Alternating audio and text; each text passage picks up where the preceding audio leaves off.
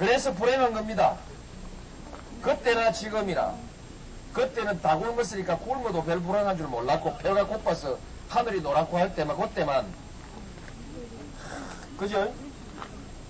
십리길 학교 다 걸어 점심 굶고 왔는데 집에 아무도 없어요. 밥을 찾아야죠. 이제 실용에 찾고 찾아도 밥이 없어요. 그때부터 하늘이 노래지기 시작하는 겁니다. 열받고 어머니가 어디 갔을까, 누나가 어디 갔을까 막 열받고 그래야 되는데, 그래도 지금 이 상대적 불행보다 더 불행하다 그렇게 기억이 그래 안 해요. 지금은 격차 때문에 그렇고요. 하나는요, 이 격차가 그냥이 아니고 이 격차가 사람을 지배합니다. 옛날에는 노예제도가 있었죠. 노예가 된 사람들이 다 처음에는 돈이 없어서 팔린 겁니다. 돈이 없어서 자식을 팔아먹고 이렇게 해서 노예가 되듯이 지금도 빈부격차를 가지고 사람을 여러 가지 다양한 방법으로 사람에 대해서 지배관계를 설정합니다. 설정해서 돈 때문에 사람이 자존심이나 건강이나 정신이나 이런 것을 팔죠.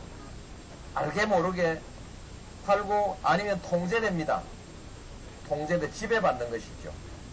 그래서 아주 심하면 인간성을 팔고 심하지 않아도 지배구조 속에서 적당하게 사는 요령주의 인간이 만들어지고, 그게 언제냐 하면 길 가는 놈 머리 깎을 때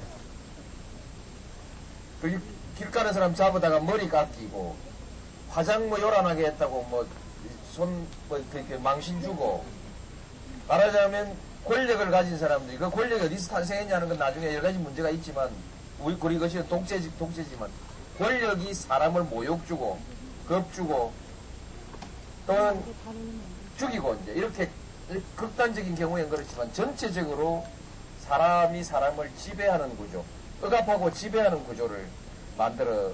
구조가 현중에 만들어져 있습니다. 이것 때문에 우리가 빈부의 격차가 심한 것을 그냥 막으려고 하는 것이죠. 그래서 여러분이 기분이 안 좋은 겁니다, 요새. 근데 여러 가지가 있죠. 미래에 대한 불안입니다. 나는 그럭저럭 괜찮은데 나이가 들면 어찌할까?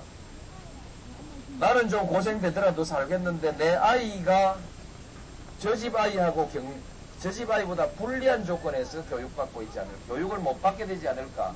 교육을 받더라도 불리한 조건에서 교육받지 않을까? 다음 내 아이가 취직할 때도 불리한 조건에 빠지지 않을까? 그렇죠. 교육에서 불리해지면 취직할 때도 불리해지고 사업할 때도 불리해지고 다 불리해지는 것이죠. 불리해지지 않을까? 이런 것이 불안한 것입니다. 이것을 전부 똑같이 만들 수 있는 방법은 없고요. 그래도 비교적 흔히 말하는 기회균등이라는 것이 비교적 비슷하게 됐으면 좋겠다는 소망. 이게 이루어지기 전에는 사람은 불편한 겁니다. 아이를 볼 때마다 부모는 불편하니까. 그래서 불행한 것이죠. 그래서 옛날에 우리가 어려울 때도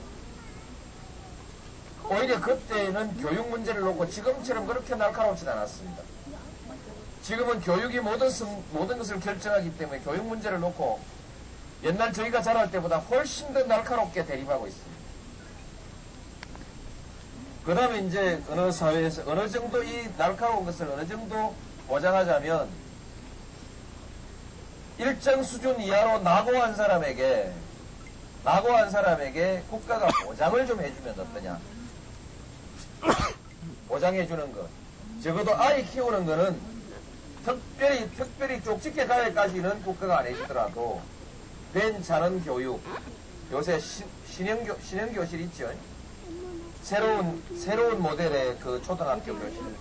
그런 새로운 모델의 학교에서 선생님이 한 20명 정도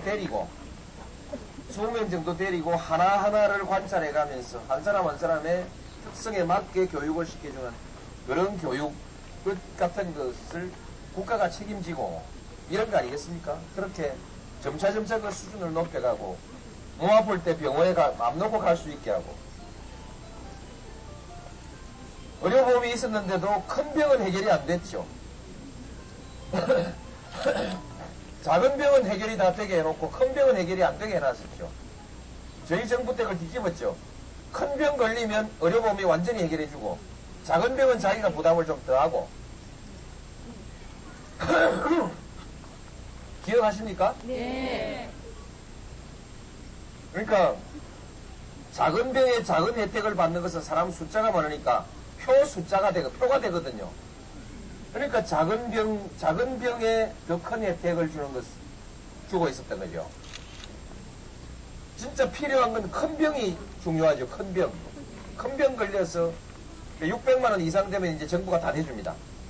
이걸 뒤집었습니다. 그러니까 더 많은 사람이 작은 병에 대해서 혜택이 줄어드니까 불만 가진 사람 숫자는 많겠지만 요건 내가 별개 얘기를 좀 했는데 어쨌든 병 걸리면 몸 아플 땐 국가가 좀 책임져 주고 실업 부도 났을 때 국가가 뭐 어떻게 도와줄 거냐 이런 방법이 있습니다. 그런데 회사에 부도가 나면 사장은 혼자 부도가 나지만 종업원은 수십 명 수백 명이 잘려 나오거든요. 그죠? 이 사람들은 어떻게 할 거냐 국가가 뭔가 좀 대책 좀 세워라. 대책이 있을 것 같아요? 없을 것 같습니까? 실업자가 앞으로도 부도가 좀 날 겁니다. 우리 경제 아직까지 크게 안 나고 있는데 이게 이대로 넘어가면 참 좋겠고 대개 경제를 보는 사람들은 앞으로 부도가 좀 날 거라고 예측하고 있습니다. 예측하고 있는데 그 부도로 날 거라고 예측하는 사람 누구냐 하면 지난 5년 동안에 돈 많이 벌어놓은 부자들입니다. 딱 벌었는데 돈 될 만한 투자처가 없어서 투자 안 하고 꽉 쥐고 있다가 신규 투자를 새 사업에 투자를 하려고 하면 이미 세계 시장에서 경쟁해야 되니까 쉽지 않아서 지금 투자를 어디 할까 그게 내 고심입니다. 투자할 데가 없으니까 공기업 팔으라고 자꾸만 압력을 넣어요. 공기업을 왜 자꾸 팔라고 하는지 아십니까?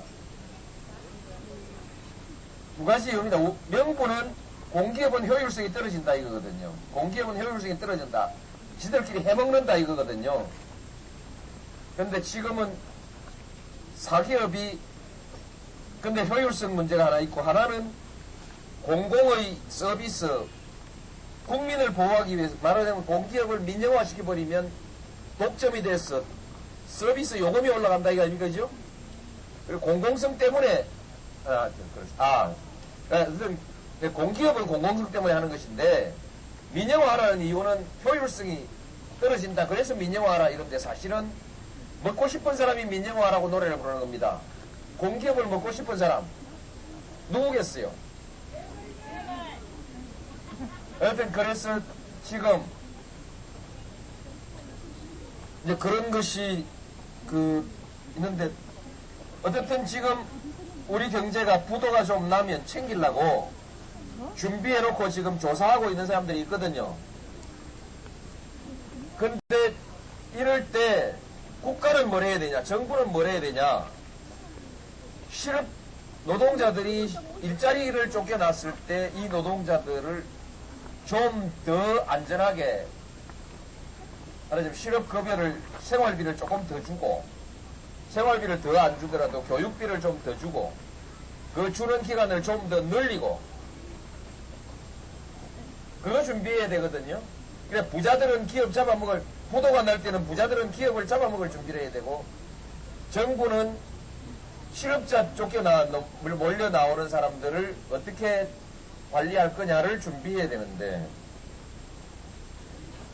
그래서 그렇게 돼 있으면은 사람이 실업을 했을 때 자빠진 김에 쉬어가자고 그렇지 않습니까? 그때 공부하고 내가 막노동 하다가 정말 목공이라도 한번 해보고 싶었는데 목공이라도 하면 그래도 얼마 더 받는데 여기 지금 산에 풀 깎으러 오는 분들이 있습니다. 그냥 풀 깎는 분들은 6만원 받고 전기톱 쓰는 사람은 7만 5천원 받아요.